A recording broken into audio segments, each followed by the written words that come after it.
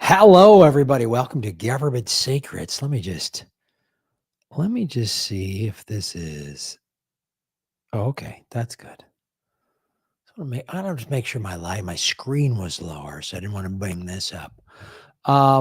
What is up, ladies and gentlemen? We will be getting into Government Secrets episode 120 in just a couple of minutes here. As Lee is jumping over from another thing, we just wanted to thank everybody for coming on to my YouTube and to Lee's YouTube. Let me just also see something I needed to add. Oops, hold on.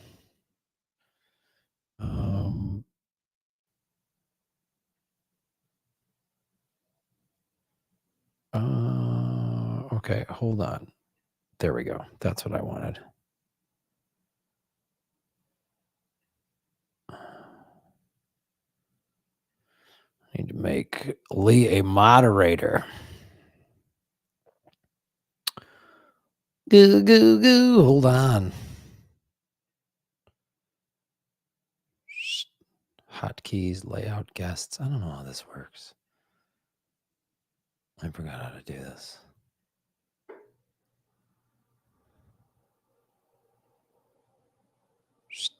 Boom.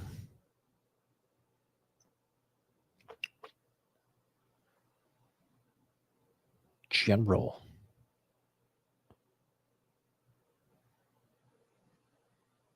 All right, we'll have to do that next time. I can't figure this out. All right. Here we go, ladies and gentlemen. Yes, thank you. I was on Status Quo. I'm glad you guys watched that. It's been censored, highly censored. Crazy. Got a new haircut. Just ready for basic training. Went surfing today for the first time in forever because it's been cold and awful in Southern California, but we did it. We're getting through, guys. Holly Horn is our moderator, so don't say anything dumb. And thank you, everybody watching on my YouTube, Lee's YouTube, and of course on the Rockfin. Like, share, subscribe. Put this out on your social media. That helps us. If you're listening, give us a favorable review and all that. All right, here we go, ladies and gentlemen. Ladies and gentlemen, it's time for Government Secrets episode 120 with the two most censored comedians in America, Lee Camp and Graham Elwood. Hey, man, how's it going? Good. You look like you're in front of the White House. Definitely not in front of the White House. Are you sure, buddy? Whatever the opposite of that is. Let's see. We going more white? We going more white light or yellow? I don't know. Yeah, I got a nice tight haircut for you today, buddy. I know you like it when I'm well groomed and well shaved. I get very upset if you don't get regular weekly haircuts. Because this was almost a month. The woman who cuts my hair, she's from Vietnam and had to go back to see family. So this was like, it was getting gnarly. My neck was like getting very sort of Teen Wolfy, and you actually had a cop not assume that you were a fellow cop. So that was pretty upsetting for you. That was when I look at a cop and he doesn't give me the nod, when he kind of looks at me like, hey, I hear you, brother. I hear you. Yeah. He kind of gives me the look like, who's this long-haired vagrant? When you go in and ask for the cut, do you just say thin blue line? Is that the name of the cut? I just look at my barber and I just go, Semper Fi, and she knows what that means. And then we make it happen. So, I saw your book is out, which is awesome, which is, yes, Dangerous Ideas, it's called. And it's an ebook because, hard copies are so 1990s. And it's only available if you are a member at leecamp.net for now. I'm only doing it there. So. Nice. I'm one of the last holdouts. I still don't read ebooks. I only read hardcover. I just don't. I don't like the ebook. I don't know why. It's not my thing. I prefer the hardcover. I prefer a paperback book because I like to underline and circle things. and draw unicorns with big cocks in the corners. So I get it, but it's just a pain in the ass. You do need space for a big cocked unicorn. That's absolutely what you need space for, Lee. Which I call a unicock. Yeah. Behold the unicock. Yeah. But hilariously, so I wrote, so the subtitle says something like "from the most censored comedian in America" or something like that, and someone on Twitter was like, "Oh yeah, what about Joe Rogan?" Oh, yeah. And I was like, dude, he was paid like $200 million to be on the largest streaming service in the country. Like, yeah, people don't know what censored means. Like, has Joe Rogan been attacked? Sure, but he hasn't been censored. He actually, when they attacked him, which was, they went after him unfairly, in my oh yeah, opinion. he was totally attacked, but But he wasn't censored. He wasn't. people have made whole careers out of being attacked. Right. I mean, he wasn't censored. Is they pull his YouTube channel down, or like you say, Spotify, which paid him, I believe, $100 or $200 million, says no. Give us our money back. You're off. That's censored. He was not censored. In fact, when he was attacked, he said in an interview he picked up over 1 million new subscribers, so it actually benefited him. I'm not saying he did it intentionally. I'm just saying that's not censorship. What has happened to you and I is censorship. I have put up 6. I was just talking about this on Eddie Pepitone's podcast and on Status Quo. I've had six Instagram ads to promote my special and my tour date. So it's all clips from my newest special, Manifested, available at grahamelwood.com. And I'm paying Instagram to boost these ads, to get more followers, to get more people to follow me and watch me and come see my live shows. All 6 rejected. All of them. Like, right. And now I'm stuck at 10,400 Instagram followers. Like, I've been trying to grow it. I was at like 3,000-4,000 a year ago, and I've been like spending a little marketing money to do this. And now they won't. It's unreal. Like, when you posted that thing, most censored comedian in America, I almost wrote, well, I'm a close second, because like this is I'm coming for your title thanks to Instagram. Yeah, if you'd asked me whether they would let you promote your stuff on Instagram or Facebook, I would have said I don't think so. Yeah, you're right. I mean, you've already went through that. It's what's to really show what the censorship level is to the people watching or listening to this. I'm trying to give them my money and they won't take it. Like, I'm boosting these posts. I'm trying to get a wider audience and they won't do it. And it's, I know what has happened to you and how you've been censored. You've had your whole YouTube channel pulled down. I've just been demonetized, and it's, and then, and that's the other funny thing is, so my main channel with 250,000 subscribers is just banned around the world, and they're never going to unban it. Mm-hmm. Meanwhile, Joe Rogan, and I'm not insulting Joe Rogan, this isn't his fault, but his YouTube channel, which still exists, just because he's on Spotify doesn't mean it doesn't exist.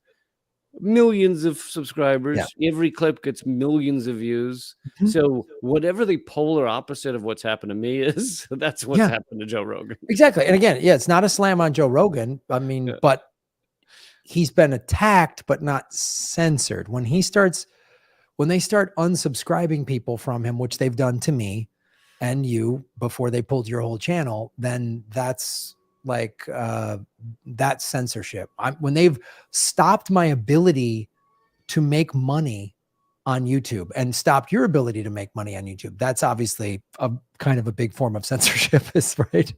It's pretty insane. But well, we have another mystery segment from Lee Camp today. So what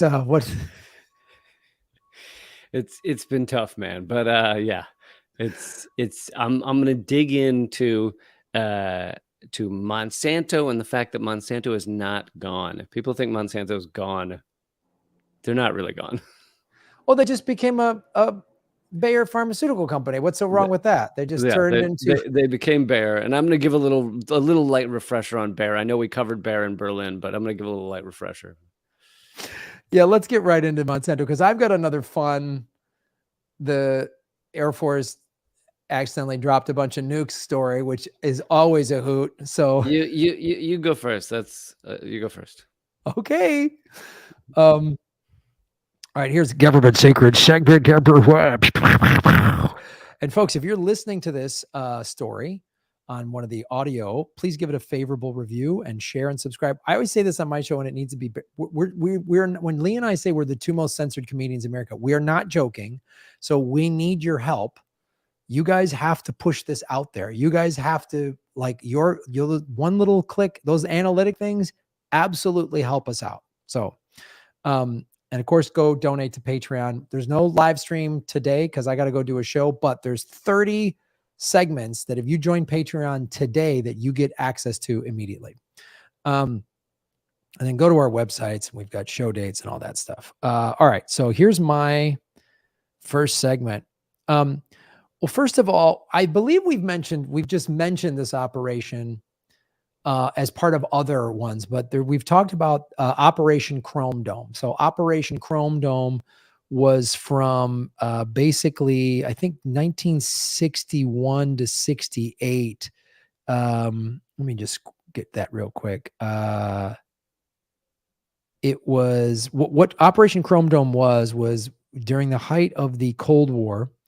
The United States wanted to have a B-52 with nukes in the skies at all times, ready to just attack the Soviet Union, right? So its job was to fly like close to Europe, so that if Russia ever attacked us, we could just boom and have something quick to bomb them immediately.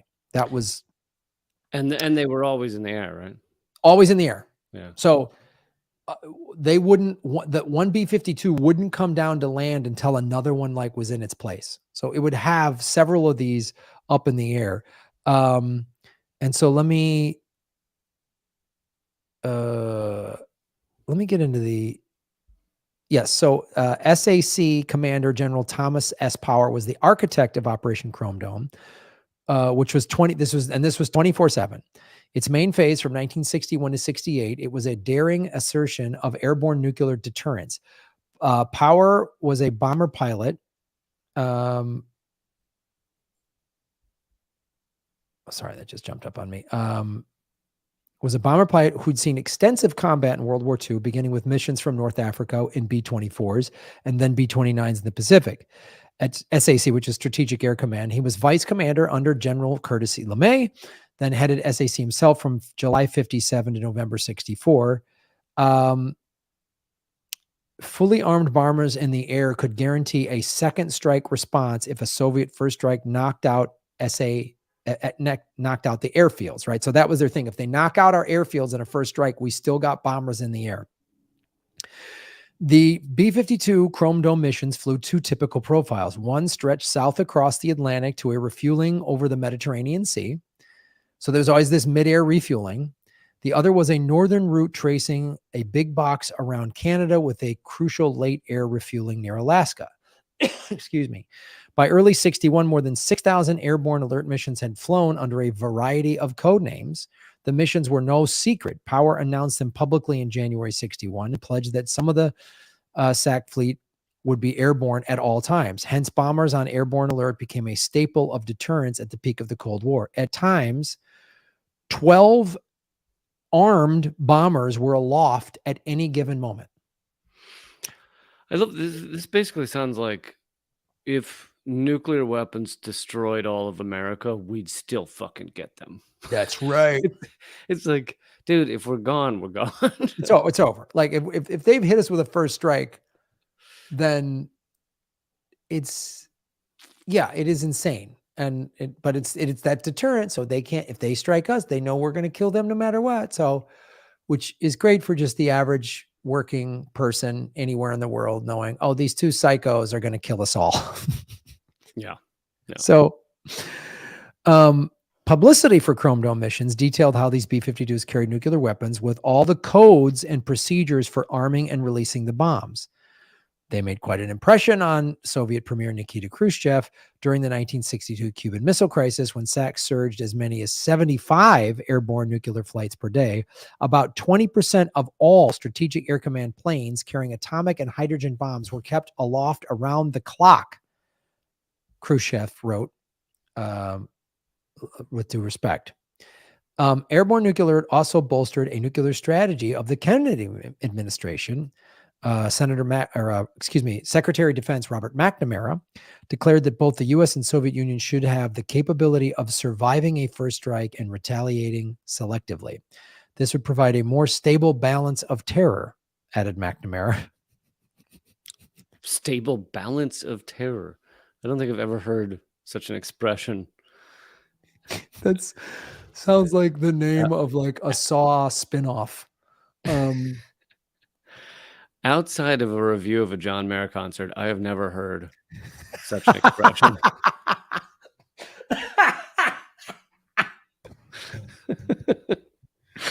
Oh God, I love that. That's like a guy you just hate. It's just so funny to me. Oh, that's so great. So, okay, here we go.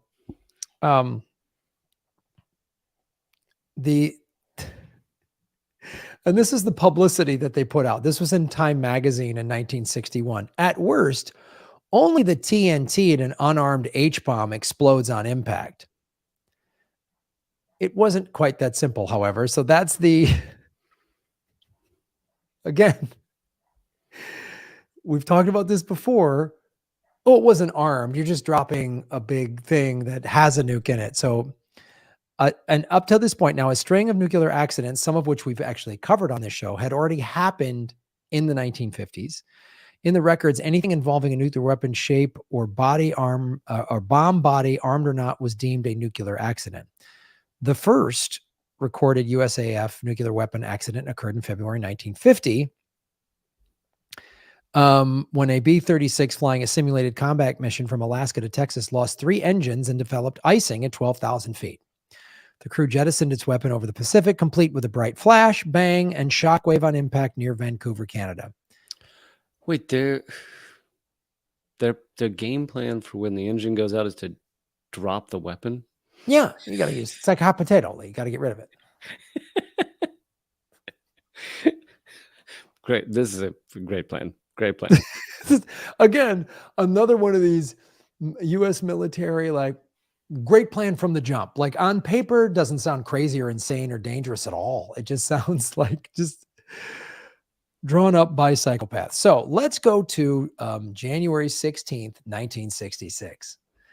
A B-52 call sign T-16 departed Seymour Johnson Air Force Base in North Carolina. The crew completed 2 refuelings and an orbit near Turkey. Refueling number 3 on January 17th was their last act. For some reason, the bomber was a little too fast. The KC-135's boom, which is the refueling plane, it basically releases a boom, which is the basically refueling pipe. And it struck the B-52 Longeron, and the left wing of the bomber snapped off. I don't know a lot about planes, Graham, but do you need the left wing? That's the whole point, Lee. Not really. I mean, the liberal crybabies will have you believe like, every plane needs 2 wings or it's going to crash. But yeah. Now you can just spin around to the ground, right? Yeah, it's just fun. It's like a paper, like a paper plane that kind of does like, it's fine. Now, imagine, Lee, a paper plane that had. I'm going to give you a multiple choice. How many nuclear weapons do you think were released from the bomber? Was it A, 0, because the Air Force is very safe, B, 4, C, 3, or D, 1? Which one means they're really safe?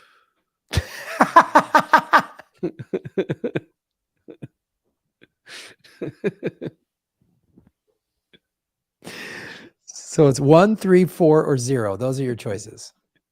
0 really safe. Y'all, wow. You're closely. You're close. You're only off by 4.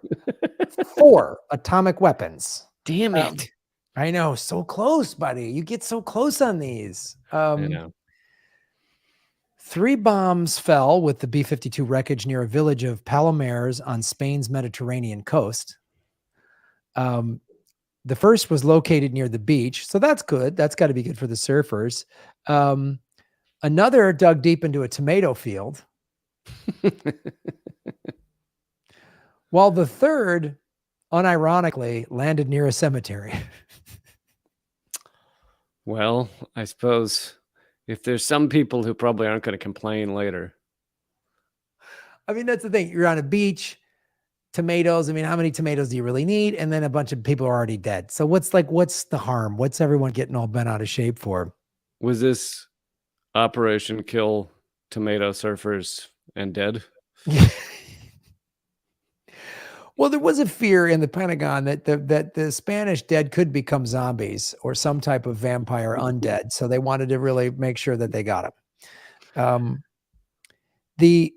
When it fell near the cemetery, the dirt dampened the plutonium, which escaped from the damaged bombs. Who saw that coming?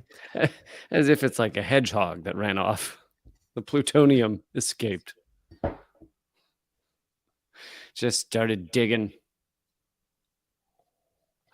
A radioactive hedgehog was set loose on a tomato field in Spain. So the United States Air Force teams raced to dig the bombs out and haul away tons of radioactive dirt. The fourth bomb went missing. And we've talked before about missing bombs on this show. We have a few of these. We have a few of these.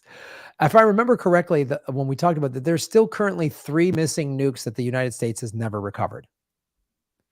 Just kind of a better than 6. I know. I'll take it. I'm a glass half full guy, Lee. You know that. I've always been that. The U.S. Navy sent more than 30 ships and the submersible vessel Alvin to scour the seafloor. Finally, 11 weeks after the incident, the USS Petrel lifted the 4th Mk-28 aboard just before 8 a.m. on April 7th. This is the writing from the website, which is airandSpaceforces.com. So this feels a little home teamy writing, right? This next line. The nuclear bomb looked to be in pretty good shape for having spent 80 days in salt water.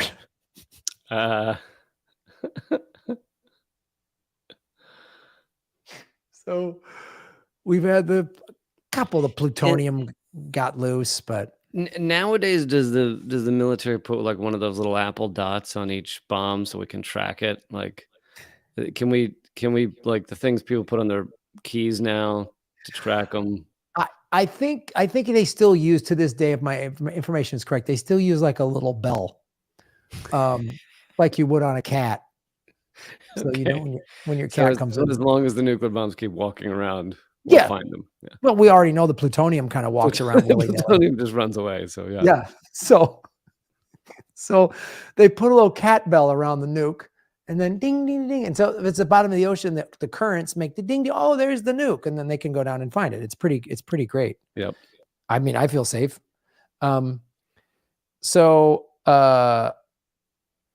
The tail was slashed into 2 places. Again, this is according to this pretty good shape for 80 days under sea. The bomb's nose had 1 large dent and 4 smaller ones. Luckily, the switch was still in the safe position. Look, we talked about this before. I do not understand why there's just a switch that can be like hit, like a soldier can just hit his shin on it and like, oops. Like there should be a code, even if the code is 1, 2, 3, 4. Like a mountain that they drop the bomb onto is not going to type 1, 2, 3, 4. I was just leaning against the wall. I hit the nuke button. Quickly crews on the deck of the recovery ship taped over the bomb's serial number and markings. Those had been orders given directly from Secretary of Defense Robert McNamara. So, first order of business, cover up this horrific blunder that could have murdered, ruined people, and destroyed the Mediterranean. The Spanish officials inspected the bomb while press photographers took pictures. So they covered it up with tape and then let the press look at it. There was just one problem in that morning of April 1966. The warhead cover wouldn't budge. Again, this is not my words here, but according in this article, after a good pounding, the jammed warhead came open and the bomb was made safe for transport back to the U.S. So these guys are just boom, boom, boom to open up that warhead with. And Insane. Yeah, that feels safe to me. Yeah, I mean, you want to keep some excitement in the job. I feel like sometimes the job can get a little slow. So just start beating on nuclear weapons. And they were like the youngest, newest recruits got that job. Yeah. Day one. Just go. I'm going to be ducking behind this thing over here. You just go beat on that bomb. What do you want me to do? Just take this hammer and bang that door open on the nuke. But sir, Every recruit does it. It's this. I did it when I was new. Everybody does it. Everybody does it because we just drop nukes all the time by mistake. More than 1,600 USAF personnel worked on the Palomares cleanup. The Air Force tracked a group of individuals known as the High 26, which were. You want to know why they got that name? Okay. They were potentially exposed to more serious levels of plutonium. Jesus Christ. Yeah. So these are the guys with like ears growing out of their foreheads? Right. Okay. Hey, how'd you get the name Glowball? Oh, I got a lot of plutonium that one of my nuts started glowing. So I just, they call me Glowball.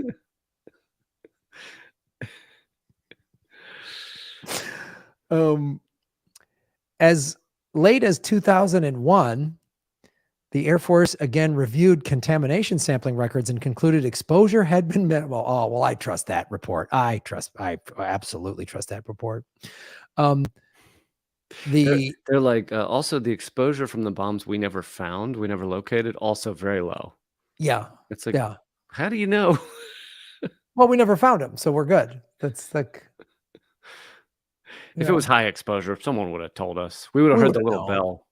There would have been some three-headed baby coming out of that lake or something. We would have known. I mean, let's not throw the baby out with the bathwater. There was a three-headed baby coming out of the lake, but that's unrelated. It was a totally different, separate issue. Separate. That was more of an FBI thing. We don't want to get into that. So this Palomares incident was like the final straw, apparently. Which was the Dinome. Oh wait, this was the final incident of the Strategic Air Command. It was their nightmare. A bomber down with nuclear weapons aboard. All told, Air Force aircraft were involved in a total of 25 nuclear weapon accidents from February 1950 through January 22, 1968. Did you say 25? Yes. Jesus. 18 years, we had 25. That's more than one. I feel like we're still having these accidents. They haven't been revealed yet. No, everything's fine. We fixed it. It's good. That's fine. Yeah, the CIA doesn't do anything bad anymore. That was back in the day. Back in the day. Yeah, everything's better now. Some were alert missions, other training, and ferry flights, but by far the most harrowing moments came from the activities of live B-52s flying airborne alert missions under the name Operation Chrome Dome. So that is the story of Operation Chrome Dome, how it almost murdered the planet just to keep us safe. Operation Chrome Dome, also the name of Jeff Bezos' Tinder account. Just so you know. Everyone beware. And it's just dick pics of his dick with that dumb cowboy hat he wore on that space flight. It's just the Amazon smile on the side of his dick. Yeah.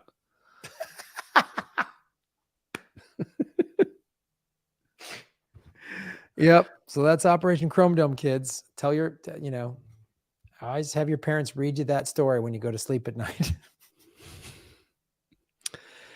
Oh, I always think, Graham, each week I think you're going to run out of lost nuke stories. Nope. I'm never going to run out of CIA operation or lost nuke stories. Like those two things, those are the gift that keeps on giving. So I every week I'm excited knowing that there's another one of those that I'm going to find. So oh goodness. So now let's do Lee Camp segment number 2, talking about how Monsanto has now become a non-for-profit organization helping the youth of the world. Monsanto mainly focuses on helping blind orphans to see again. They write books for poor kids, or what's Monsanto doing? So we've talked a little about Monsanto in the past, so I'm not going to spend. I'll mention it in a few minutes, but we're not going to spend too long on their history.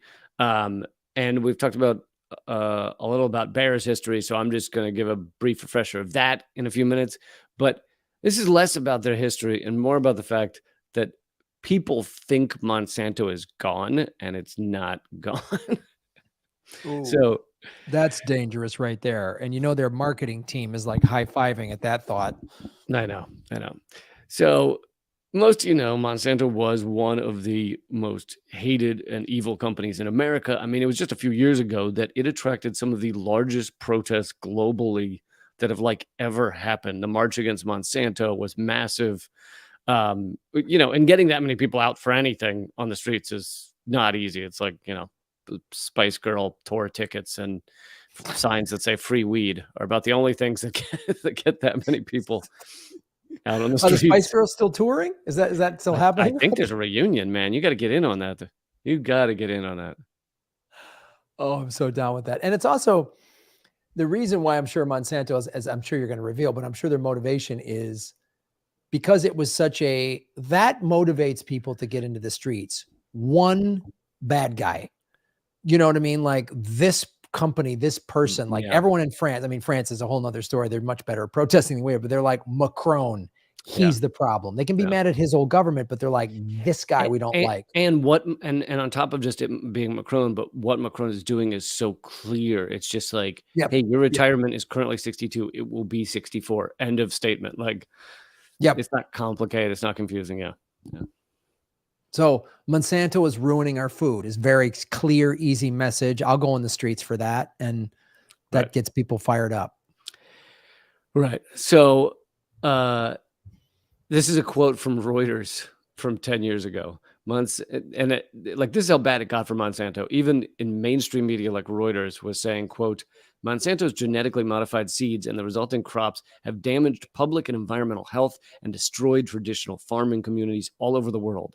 Its seeds have been linked to cancer and birth defects, and its array of chemicals and GMOs promotes pesticide resistance, spreads gene contaminants, pollutes soil and groundwater, and creates a global monoculture monopoly that presents a significant threat to the global food supply. So, not great. You can't put that on the side of a box. Yeah. But come on, Graham, who doesn't present a significant risk to the global food supply? My Uncle Tommy, you should see what he does to a lunch buffet. Okay. Oh, dude. I had a roommate in college. That's all he did was just threaten the global food supply. Every time we'd go to nickel beer night, I was like, come on. I mean, you should, when this guy's done with a calzone, they can only identify it by the dental records. It's ugly. It's ugly. So anyway, besides all the cancer and death that Monsanto had caused with their Roundup herbicide, they had also been blamed for causing hundreds of thousands. I think we've mentioned this before on this show, hundreds of thousands of farmer suicides in India. 300,000 Indian farmers killed themselves over the past few decades. And, there's a debate as to whether Monsanto was fully responsible, partially responsible, and part of it had to do with drought. But either way, we can at least say Monsanto was in a tag team relationship with the drought that caused 300,000 deaths. It caused an Indian farmer to kill himself every 47 minutes. Yeah. So, so then with all of that going wrong for Monsanto, they're sold to Bayer Pharma 2018, which is why you don't hear their name anymore. They were sold for $63 billion. Bayer then quickly drops the name Monsanto because it had become, synonymous with death and destruction. Now that Monsanto has been sold to Bayer, like, few even talk about Monsanto as if the crimes have gone away, but all of that operation, that corporate operation, it all still exists. It just has a slightly different name now. It doesn't stop because you drop the name. And just last month, documents came out showing that Monsanto and Bayer led attacks on scientists and journalists. They were attacking them because they were the scientists and journalists studying and reporting on how glyphosate Roundup was causing cancer. Here's a quote from one of the articles. In the lead up to the International Agency for Research on Cancer's 2015 report classifying glyphosate as a probable human carcinogen, Monsanto rolled out an unprecedented and harsh strategy to discredit experts. Monsanto's attacks amounted to an attack on expert review itself. Le Monde described Monsanto's coordinated attack on the IARC as an effort to destroy the UN's cancer agency by any means possible. God. Which, is, who hasn't done that? On a like a bachelor night, like you're getting crazy. It's so insane. This is the corporate, this global kleptocracy. Is that this is a food company that is acting like the tobacco industry or the fossil fuel industry, just evil, cover up, destroying the planet. I mean, like, you guys make food. Like, it's unbelievable how these people are such psychopaths. And they will do anything to keep their profit, their profit running. Anything. Absolutely anything. I mean, anything. Destroying cancer researchers.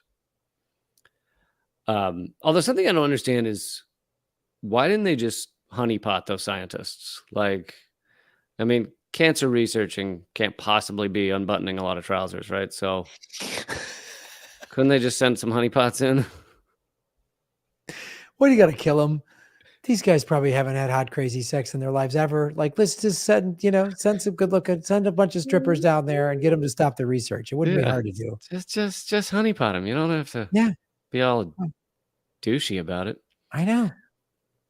So anyway, point being, and I'm not saying they're all men, maybe you could send a reverse honeypot, whatever. Point being, Monsanto, now Bayer, they were passing out their cancer juice all over the world. I don't think the bottle said cancer juice, but and then now with 20% more cancer juice, and there's a big like, and then trying to destroy the people who were telling everyone that it was cancer juice. But here's this also caught me in my research. I was like, what? Bayer only stopped residential sales of Roundup this year. This year. What? They bought Monsanto in 2018. It took them 5 years to stop spraying everyone in the face with cancer. Like, how many lawsuits did they have to lose before they went, well, I guess? Oh, I'm getting to that. Okay. I'm getting to that. So, but the other thing is they only stopped in residential sales, so they will continue to sell to farms, like industrial farms. I mean, imagine if you were killing someone in any other way. Imagine if I was stabbing people to death and you caught me and I was like, I'll stop because it's the right thing to do, but I won't be able to stop until 5 years from now, and I'm only going to stop stabbing people at residential homes. I'm still gonna be doing a lot of stabbing at industrial farms. So we're all cool with this. I can walk into an office and just stab whoever I want, right? Just regular people out in the street. That's a no-no. Oh yeah, cool. Yeah, I'll do that. As long as I can keep killing, I'm good. So you mentioned the lawsuits. Luckily, many people have had success suing Bayer for the cancer that they and their family members have gotten from Roundup. In fact, Bayer has had to spend up to $16 billion paying Monsanto's victims, causing many to call Bayer's purchase of Monsanto the worst corporate deal that has ever been had. This is pretty funny. Bayer's market cap has dropped so much, it's now the same as the total cost they paid for Monsanto. Oh, that's beautiful. That's poetic justice right there. That's pretty nice. That's pretty nice. And it's not done. There's 30,000 Roundup cases left and counting. 30,000. Yep. Oh God, I would love it if they went belly up. On top of that, Bayer is getting ready to pay a settlement to each of the families of the 300,000 Indian farmers who killed themselves due to Monsanto seeds. I'm just kidding. I'm just fucking kidding. That would be. Oh God. Amazing. I was like, wow. I was like, that's a lot of money. And I was going to start to have a little hope. I was like, well, that's good for those families. But yeah, no, they're not doing that at all. No, never would. Never would. You were right to be skeptical. In fact, it's quite the opposite. Bayer is not paying for the harm done to those farmers, and they're currently suing. This is what I mean. Monsanto's evil continues. Bayer is currently suing American farmers for trying to destroy their lives for illegally spraying the herbicide dicamba and for saving and replanting seeds.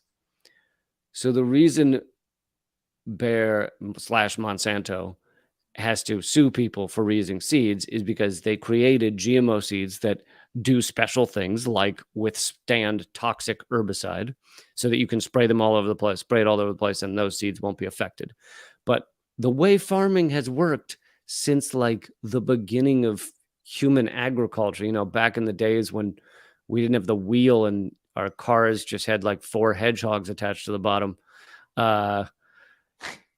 It was still a car, though. It just had 4 hedgehogs attached to the bottom. Yeah, still a car. Yeah, just had 4 hedgehogs. But the way farming has always worked is you plant the thing and then you collect the seeds from the thing that grows and then you plant those so that you can keep doing it. But if we did that, then Bayer / Monsanto wouldn't be able to keep selling you the seeds. So they need to stop people from doing exactly that. And so they have 2 ways of stopping that. One is to make it illegal for you to save and reuse seeds. Another is to make those seeds, the GMO seeds, not repropagate or whatever, create seeds, which is why many of those Indian farmers killed themselves, is because their crop failed and the ones that did grow didn't have new seeds. So they had to go back and buy more, but they didn't have the money to buy more. So they were ashamed, their family starving. And that's what happened. So now they're suing farmers in Missouri and other places for saving seeds. But it's not even clear that these farmers intended to save these seeds.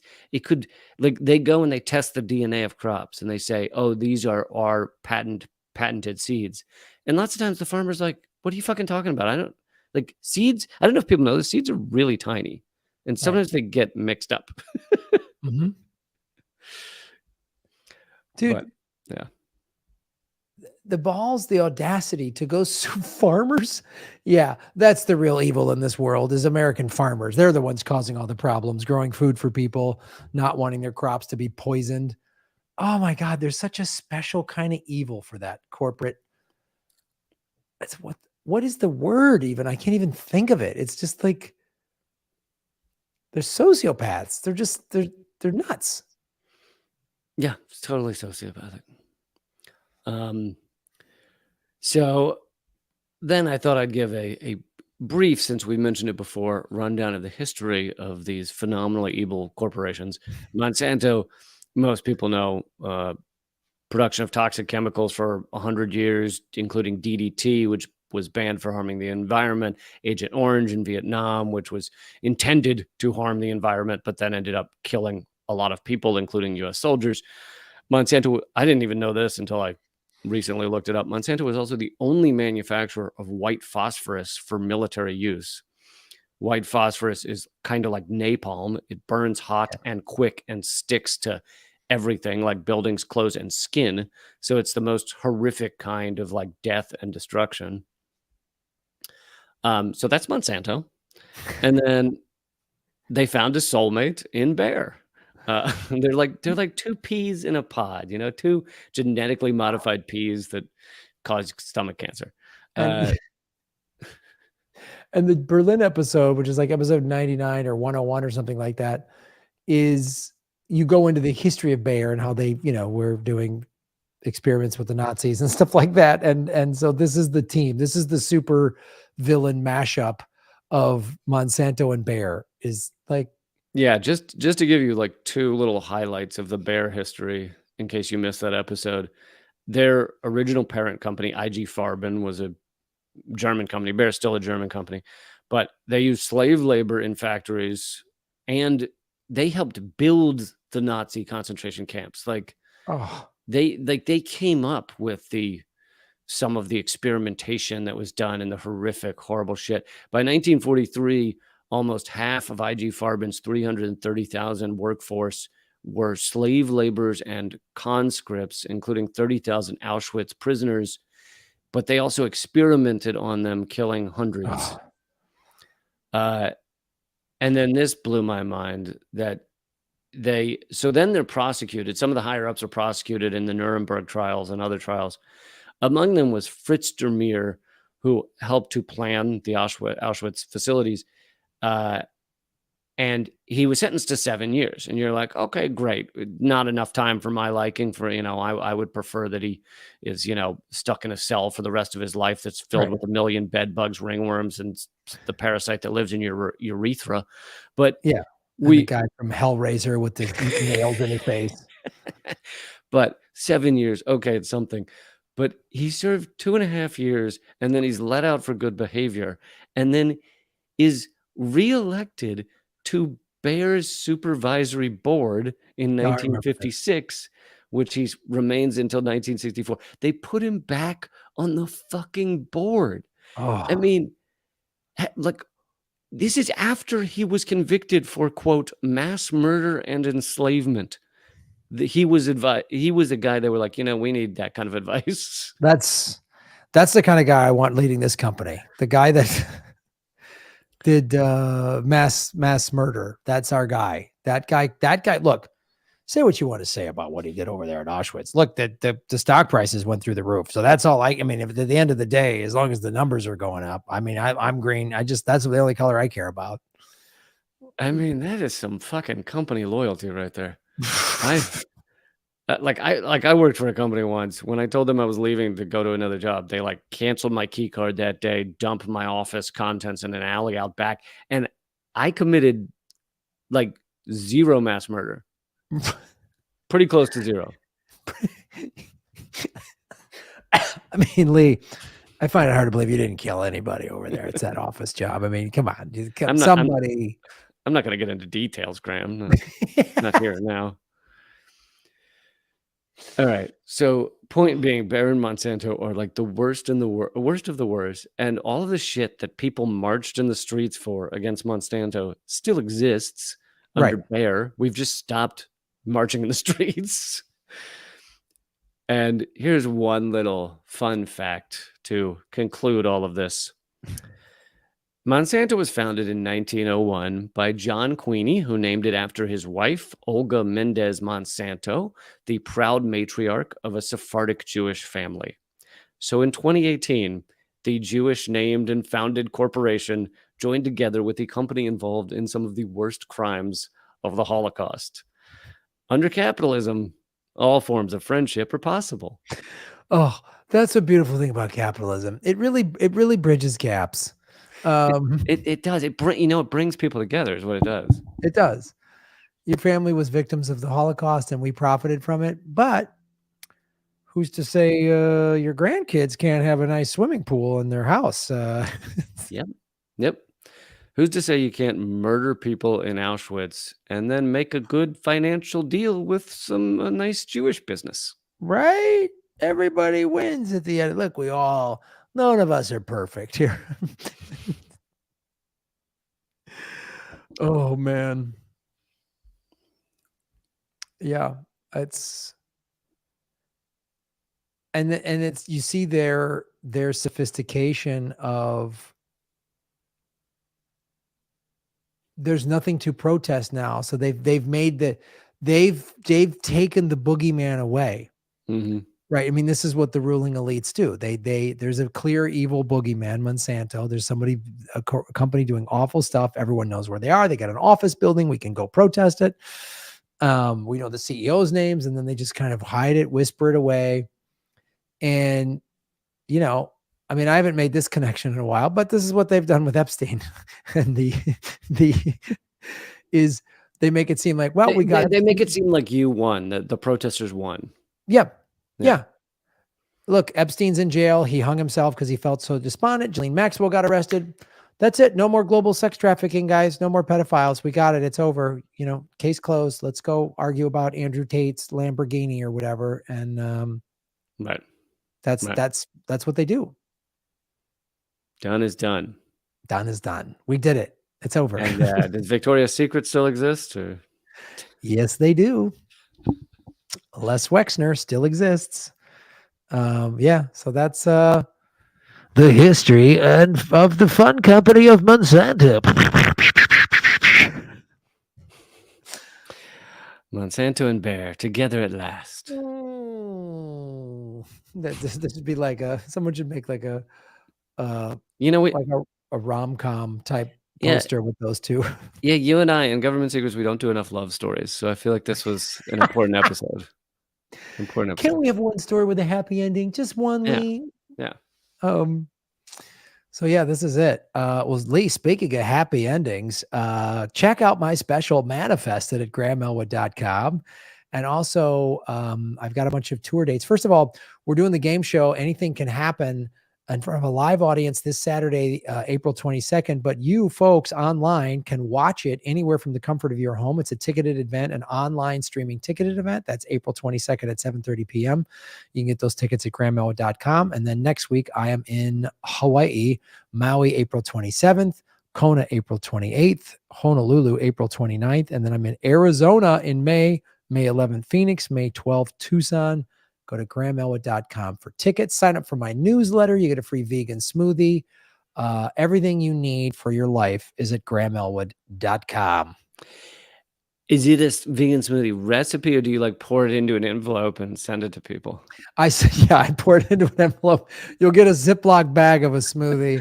It's not gross or weird at all. It's totally drinkable. It's great. Just eat it. Put it in your mouth. I mean, by that point, it might be brown, but brown is fine. It's fine. It's natural. It's a plant-based, just don't be a baby and eat it. Just put it in your mouth and shut up. Just don't be a baby and eat it. I have never heard a more Me Too statement in my life. Yeah. Graham Elwood, just put it in your mouth. That's my sentiment. That was the original title of the comedy special, but yes. Which has been censored by every major media outlet. Folks, that's how you fight censorship. Follow what Lee and I are doing. Lee, you got anything going on? Have you tried making your ads the same as your New York Times Square billboard? Oh. It's just the ads just say mystery, buy this mystery comedy special. Oh, mystery. I mean, dude, I told you I did 5 political ads that got pulled. So I was like, all right, I'm going to do a clip from my act that isn't political. So I put up a joke about dating, not political at all. And that got flagged 3 days into it got approved at first. It's like, okay, well, I'll just put more non-political clips up. This is what I was like. 3 days in, it got flagged and it got pulled down because I was trying to sell dating advice. I'm selling Graham Elwood, your buddy Graham. Am I probably not on the short list of people to get dating advice from?